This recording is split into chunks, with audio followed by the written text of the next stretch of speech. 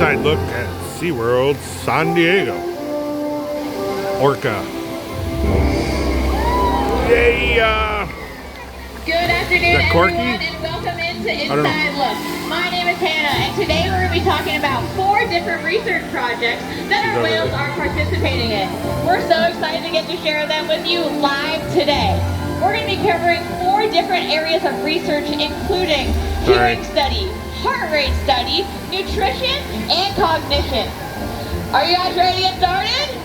Yes. Yeah? Awesome. Let's take a look. Killer whales live in a world of sound, and they use it to communicate, navigate, hunt, and understand their environment. Here at SeaWorld, our whales participate in a hearing study that helps scientists understand what frequencies and sound durations killer whales can hear. We start by placing an underwater hydrophone system in the environment. When certain tones and frequencies are played, our whales have learned to blow bubbles from their blowhole, and that bubble response tells us very clearly, yes, I heard that sound. This allows researchers to map hearing ranges in a way that would be impossible to do with wild whales. By understanding exactly what killer whales hear best and what sounds are most disruptive, scientists can work towards reducing noise pollution and creating safer ocean environments.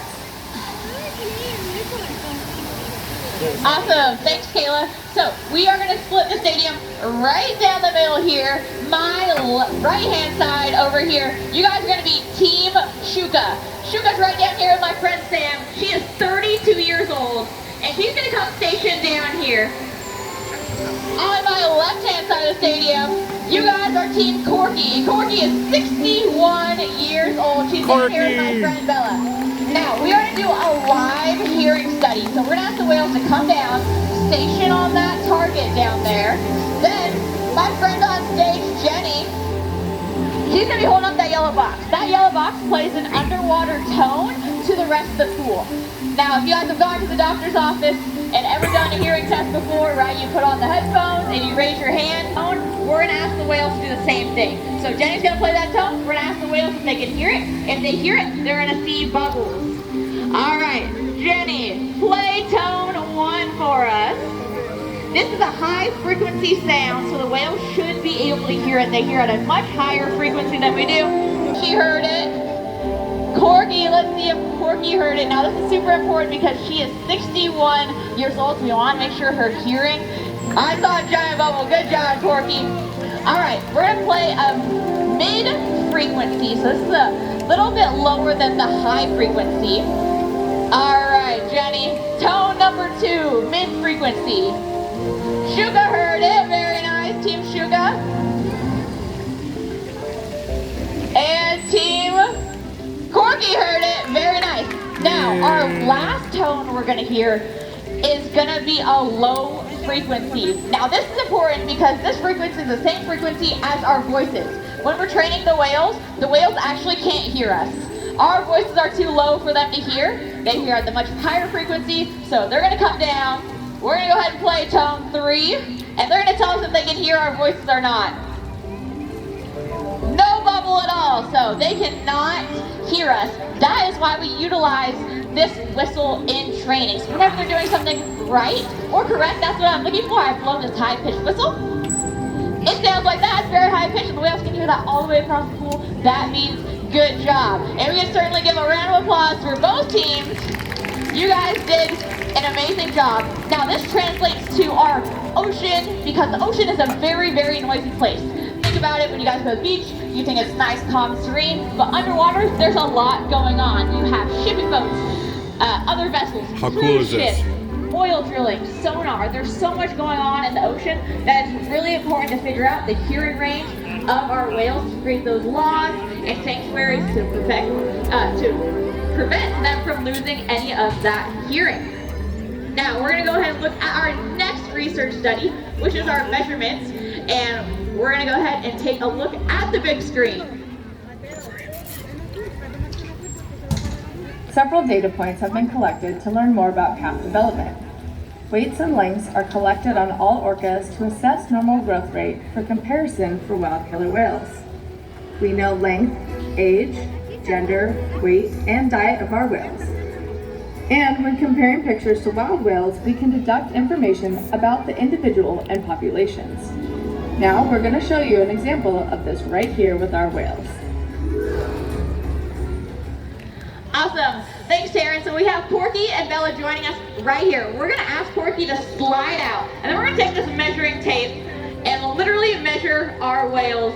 We measure them every single month, from tip to tail, their dorsal fins, their flippers. We know everything about them. So I'll have Bella's help. We're going to come on out, and we're going to measure that dorsal fin. That is the fin on top of their back. Corky's is very, very tall, so we're going to see if we can reach. Almost got it. There we go. Perfect. We are at, I'll take some guesses real quick. Does anyone want to throw out any numbers in feet about how tall you think that is? All the way over there. What's your guess?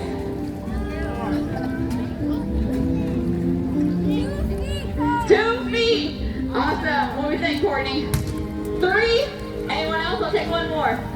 10 feet? Alright, so Courtney actually was right. It was 3 feet even, and that is just the fin on top of their back. When they're born, that dorsal fin is actually wrapped completely around their body, so when they give birth, they're formed perfectly like a football.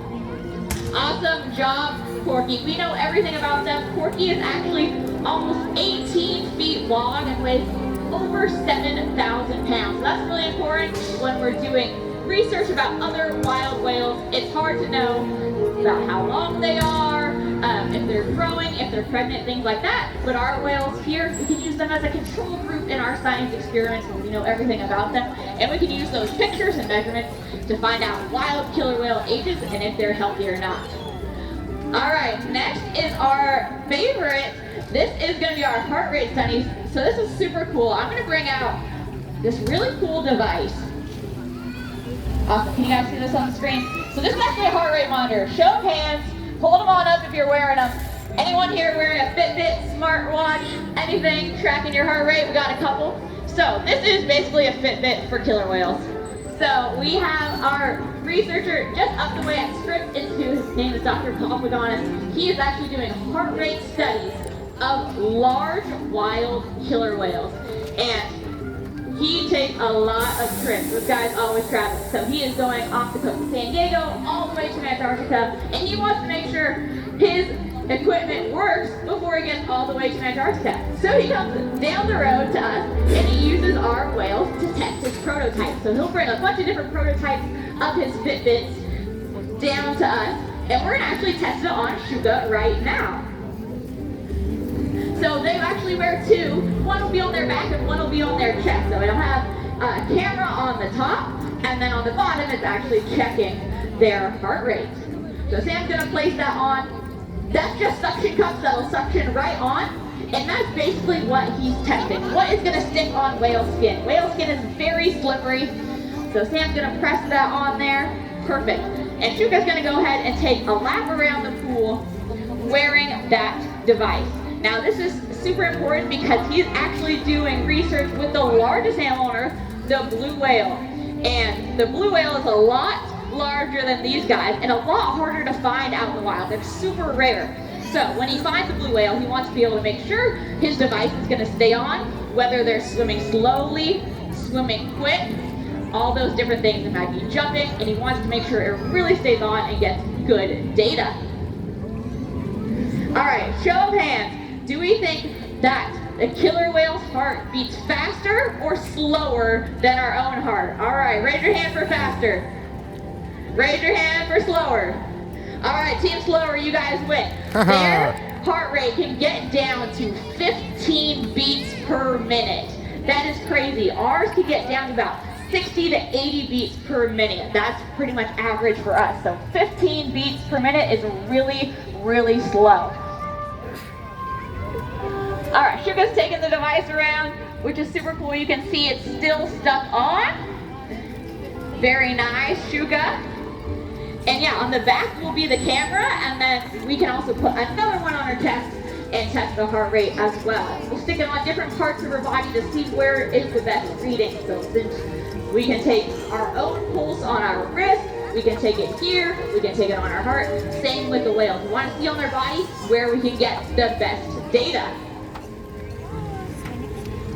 Another example of how. Oh no! Oh no, it came off. So that is definitely why we test things before going all the way to Antarctica. Because imagine you spent your whole trip trying to get down there and then it falls off within the first 3 seconds. That's not super helpful. But here, he can just drive 2 miles up the road and make a new one. So Shuka's actually gonna go ahead and grab it for us. This is so important of Oh no way! We get to see it. Trained whales and our relationship with them. This is something you can never do with a wild whale. So Shuka's gonna go ahead and grab it. What? It's so cool. Try to grab Oh, it. she dropped it. It fell off. That's okay. We've been working on this project for a while. Oh, she's circling back. She's like, here we go. So, Corky and Shuka have been working on this project for a while, and we've been able to get so much data, but it's pretty funny because the data we get for the whales is honestly just a byproduct of what the data we're trying to get is. So by neat. testing all these prototypes, we're able to get really cool data on killer whales, even though that wasn't our intention. Now, Shuka did a great job, so you can see we are testing all these different things because their skin, again, is so smooth, it almost feels like a hot dog, so trying to find things that'll stick to a wet hot dog when they're swimming 30 miles per hour is a big task for any researcher. Now, we're going to go ahead and come to our last research project, which is our most fun. That is our video game. So we're going to show you guys how we're teaching the whales. I've already shown you guys that. Play video games, which is really fun. We're going to go ahead and take a look at the screen and we're going to show you some videos. Our whales here at Seaworld have a variety of different toys they can choose to play with, or what we call environmental enrichment devices. As you can see behind me, there are a variety of different toys they can choose to play with.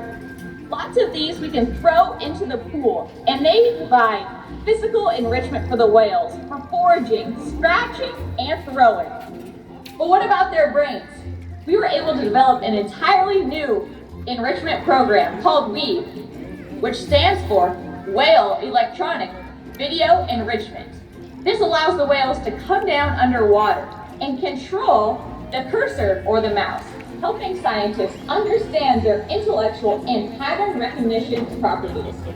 This research can be used to understand our greater aspects of killer whale intelligence. All right, awesome. We are going to show you guys how we first trained the whales to start playing video games. So this is kind of my pet project. I came up with this idea. So the first thing we did was we brought the whales down and we want them to pay attention to that screen. So we want them to look at the screen and know that information is coming from the screen. So I took a video of myself giving cues and I stuck it on the screen, and the whales were actually be able to come down and look at my video of virtual me and take cues from that. Now we're going to try it live. So I have Orca and Shuka out here, arguably two of our smartest whales that are learning to play the video game. They are going to look at the screen, I'm going to look at the sound booth, and I'm going to project myself onto the big screen, and we're going to see if the whales can get my cues from all the way down here. All right, I'm going to start with our first cue. Perfect. Orca got it. Shuka got it. Very nice. All right, we're going to point them to the screen again, and we're going to get a little bit of increasingly harder. All right, our next one is going to be a hula or a dance. So I'm going to see if they're able to spin with me by looking just at the screen. They can see me.